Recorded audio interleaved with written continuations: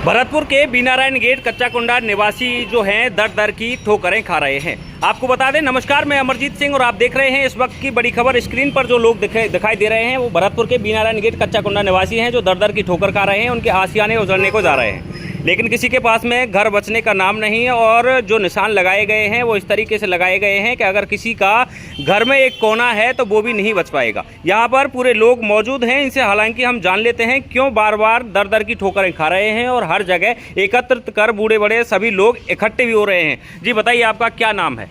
Sir, मेरा नाम राहुल गुर्जर है। सबसे पहले मैं अमर भारत न्यूज़ को धन्यवाद देना चाहता हूं कि आप इस माध्यम से हमारी बात को सुने।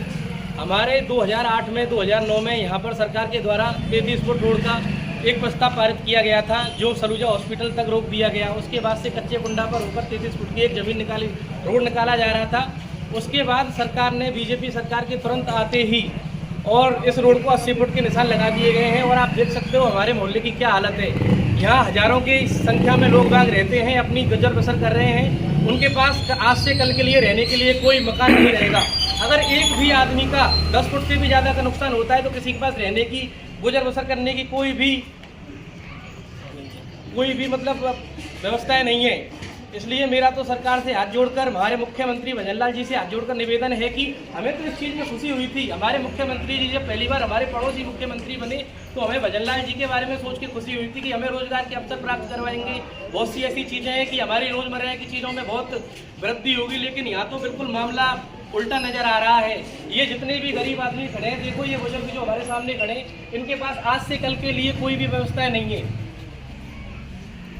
आज से कल के लिए खाने तक को नाज नहीं, ऐसी स्थिति पैदा यहाँ होने को जा रही है। लगभग मैं आपको बता दूं, जो पीछे तक ये जो लोग दिखाई दे रहे हैं, सब के लोग जो हैं ये सब के सब मजदूर वर्ग से आते हैं और इनकी पुकार कोई सुनने के लिए तैयार नहीं है। तो फिर मतलब मैं आपको एक बात और बता दूं कि दर दर की ठोकरें जो ये लोग खा रहे हैं, उनसे भी हम पूछेंगे। जो बड़े बूढ़े लोग हैं उनके पास में उनके जो बेटे हैं, उनके जो नाती पंथी हैं, हालांकि वो पढ़ने की उम्र पे भी नहीं है अभी, और कुछ जो पढ़ रहे हैं, पढ़ने के लिए खर्चा तो बड़ी मुश्किल से निकाल पा रहे हैं। अगर इनका घर टूटता है तो ये किस तरीके से कहाँ जाएंगे, या रोड पे भटकेंगे, या खाने के लिए कहाँ से लाएंगे, सोने के लिए छत कहाँ से लाएंगे, बरसात हो गई तो बचने के लिए आशियाना कहाँ से लाएंगे। जी बाबूजी, आप मौजूद हैं, क्या कुछ कहना चाहेंगे, क्या कहेंगे सरकार के? सरकार साहब, हम बहुत टाइम से रह रहे हैं निर्जुल था उस टाइम से 200, 250, 300 वर्ष हो गई हमको यहाँ।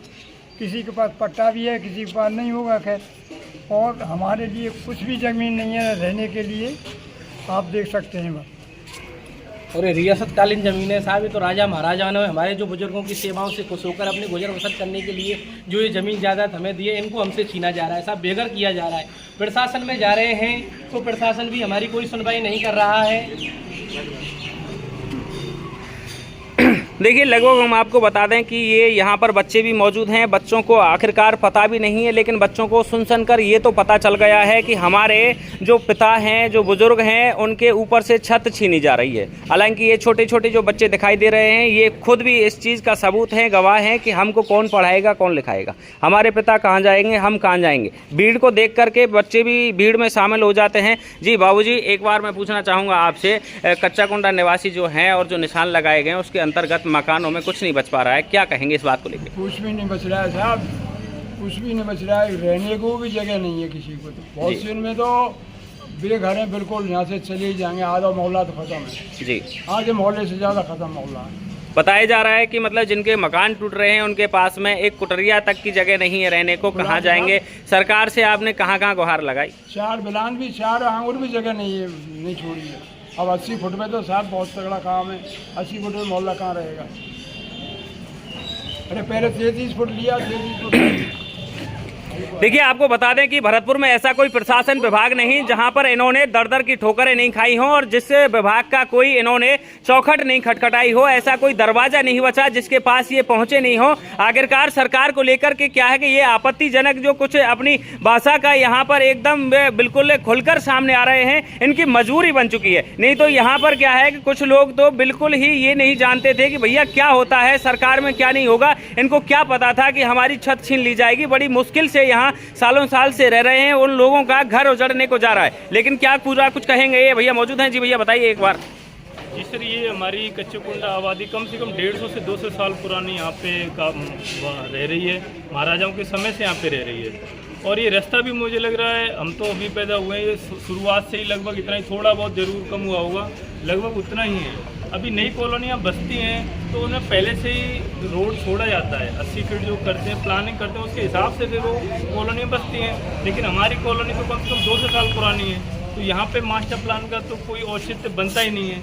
अब ये यहाँ पे रह रहे हैं, आप लोग देख रहे हो, जैसे 10-10 फीट के अपने घर बना के रह रहे हैं। तो ये जो जिस हिसाब से इन्होंने निशान लगाए हैं, उस हिसाब से कम 4 लेयर तक यहाँ पे ख़त्म होने वाली है कच्चे कुंडे की। इधर भी साफ, उधर भी साफ, कम से कम 70-80% लोग ख़त्म हो जाएंगे। और इन पर रहने के लिए कोई जुगाड़ नहीं है इनका कहीं और, क्योंकि गरीब किस्म के लोग हैं ज़्यादातर यहाँ पे, डेली मजदूरी करके खाते कमाते हैं। तो ऐसा नहीं है इनके प्लॉट कहीं पे बने पड़े हों कि मस्त बना के रह लें कहीं पे, ऐसा भी नहीं है। इन पे मतलब खाना भी ख़त्म हो जाएगा इनका रोज़गार, और रहना भी ख़त्म हो जाएगा।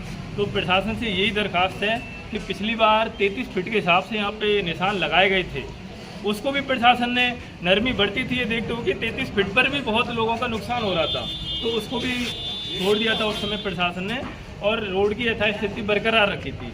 अभी भी सभी हमारा मोहल्ला यही दरख्वास्त कर रहा है कि अधिकतम करो तो आप 33 फीट से थोड़ा चौड़ा कर लीजिए रोड, तो 33 फीट में आने जाने वाले लोगों को भी कोई नुकसान नहीं होगी, और मोहल्ला भी अपना गुजर बसर बच जाएगा। लेकिन उससे ज़्यादा जाते ही तो फिर हर एक फीट पे 2-2 फीट पे एक घर खत्म होता जाएगा। लोगों का कहना है कि कुछ ऐसा तो करिए सरकार जिससे हमारे आसियाना बच सके। फिलहाल मैं पूछूंगा कि ऐसे कौन कौन लोग हैं जिनके बिल्कुल ही कुछ नहीं बच पा रहा है। मैं आपको एक जानकारी और दूंगा कि जिन घरों से महिलाएं मजदूरी करके उनका पेट पाल रही हैं, वो लोग कहां जाएंगे। आखिरकार जितने भी ये जो हाथ खड़े कर रहे हैं, इनके आसियाने बिल्कुल बच नहीं पा रहे हैं। हालांकि मैं आपको बताना चाहूँगा कि इन्होंने एक भी दरवाज़ा ऐसा नहीं छोड़ा कि वहाँ एक गए ना हो। आखिरकार हर किसी की चौखट पर ये दर दर की भटके और ठोकरें खा रहे हैं। हाथ खड़े करने वाले लोगों में से जिनके आसियाने उजड़ रहे हैं वही नहीं है। मैं आपको बता दूं, कच्चा कुंडा निवासी जो लोग हैं वो सुबह से शाम तक ये आसियाना को बचाने के उस लक्ष्य पर चल रहे हैं कि इनको कोई जो रास्ता बता रहा है उसी रास्ते पर ये चलने को रेडी हैं। आखिरकार बच जाए तो इनका आसियाना बहुत बड़ी बात होगी। सरकार का ये उस लक्ष्य में धन्यवाद भी करना चाहेंगे। लेकिन इन्होंने एक बात और कही कि जो सरकार के जो मुख्यमंत्री राजस्थान के लाल सरकार में ये जो हो रहा है, पहले तो हमें हुई थी खुशी कि हमारे भरतपुर से मुख्यमंत्री बने हैं, लेकिन अब इनके चेहरे की जो नींद है, वो चैन है, वो उजड़ चुका है। फिर मैं और एक बार पूछ लेता हूं, यहाँ पर कुछ युवा नेता यंग जो हैं, बुजुर्ग जो हाथ खड़े कर रहे हैं, उनके चलने के बस की तक नहीं है। वो एकत्रित होकर हर चौखट पर दर दर की ठोकरें भटक रहे हैं। कलेक्टर से लेके और मतलब जो भी प्रशासनिक मामले हैं उन सब तक ये पहुंच रहे हैं। कलेक्ट्रेट भी ये पहुंचे थे, इन्होंने वहां पर भी अपना बात रखी थी। क्या पूरा मामला की जानकारी हम आपको देंगे। जी भैया, एक बार और आप बताएं कि मतलब किस तरीके से ये यहाँ जो घर उजड़ रहे हैं, लोगों के घर नहीं बच पा रहे हैं, ऐसे कौन लोग हैं जिनके बच्चे भी नहीं पढ़ पा रहे और उनके पास में खाने तक को भी नाज नहीं है। 80% लोग तो यहाँ पर ऐसे हैं जो दिहाड़ी मजदूर हैं, 400 के, 300 के, 150 के, 250 के। उसके बाद इनके मकान भी 15 बाई 20 के, 10 बाई 20 के ऐसे मकान हैं। आप 80 फुट रोड ले रहे हो तो मकान बच कहाँ जाएंगे। सरकार है, भजन लाल जी हमारे, ये तो यहाँ के निर्मल पड़ोसी हमारे, ये तो सारी स्थिति को जानते हैं। सरकार का ये रवैया इन गरीबों के प्रति ठीक नहीं है। ये आप तो मतलब बैठे हो महलों में, ये लोग रोड रहते हैं। आप तो सोच सकते हैं इस बात को कि मतलब यहाँ व्यवस्था करी जाए कि इनके मतलब परिवारों को उड़ाया जाए। ये लोग बेघर हो जाएंगे, दाने दाने के लिए मोहताज हो जाएंगे। दाने दाने के लिए मोहताज हो जाएंगे। इन भाई का कहना है कि सरकार तो महलों में और एसीओ में बैठी है, लेकिन जिनके आसियाने उजड़ जाएंगे वो कहाँ जाएंगे। आखिरकार एक बार और बताएं कि कहाँ कहाँ आपने दरदरों की ठोकर खाई और कहाँ कहाँ आप इस गुहार को लेके पहुंचे। हम यहाँ से कलेक्टर साहब के पास भी मिले थे और साहब महाराष्ट्र से मिले आज हम, और जहाँ भी जो भी स्थिति है, जहाँ भी मतलब हमारी उम्मीद है, हर जगह हम जा रहे हैं। हर असंभव कोशिश को हम संभव कर रहे हैं। नगर निगम भी गए थे। तो ये है किसी को नींद भी नहीं आ रही है, खाना भी नहीं बन पा रहा है किसी घर में। तो ये गरीबों को देख रहे हो, इनके आसियाने तो दिखाओ आप सामने, क्या हालत हो रही है, ये क्या है। ये देखिए, एक बार हम और आपको बता देते हैं कि यहाँ पर कुछ और लोग भी बोलेंगे, लेकिन ये जो सामने मकान देख रहे हैं या फिर जहाँ तक कैमरा की ये मतलब क्या है कि हमारी जो प्रदर्शनी जाएगी वहाँ पर जो है ये पूरा मामला हम आपको बता दें, यहाँ टूटने के लिए रेडी हैं।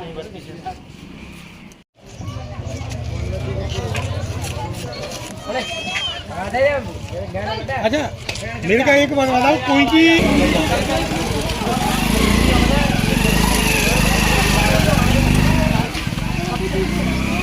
पीछे को से दिखाओगे लोग। हाँ कैसे आदमी रह रहे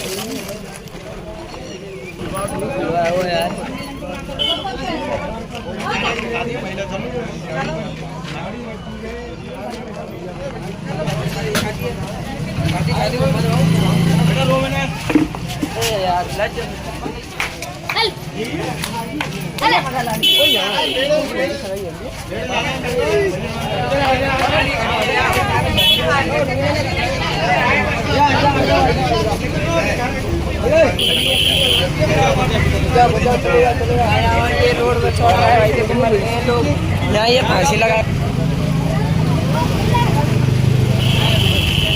शादी बच्चियों की दो की समझी नहीं करेंगे हम सम्मेलन से शादी नहीं करेंगे घर से शादी करेंगे। अब बताओ घर भी नहीं रहा तो हम कहाँ से शादी करें। ये दोनों बच्चे हैं हमारी मेरी तो लड़कियों की शादी के रिश्ता भी टूटने की संभावना आ रही है। वहाँ से खबर आ रही है जब तुम्हारा मकान ही रहेगा तो हम शादी क्या करेंगे हम। अब बताओ हम क्या करें। गरीब आदमी मजदूर आदमी बेचार बेलदारी कर रहे हैं। कितना मकान जा रहा है आपके? हमारा पूरा मकान जा रहा है पूरा मकान जा रहा है कुछ भी नहीं रह रहा हमारा तो। अच्छा अब बताओ बच्ची ने लेके कहाँ जाए बच्चों का कहाँ से हम बच्चा न पढ़ाएंगे। छोटे छोटे बच्चा हैं तो लड़की सा बड़ी है कहाँ से शादी करेंगे हम। फिर तो रिश्ता भी टूटने की संभावना वहाँ से खबर आ रही है। 11 दिसंबर की शादी है।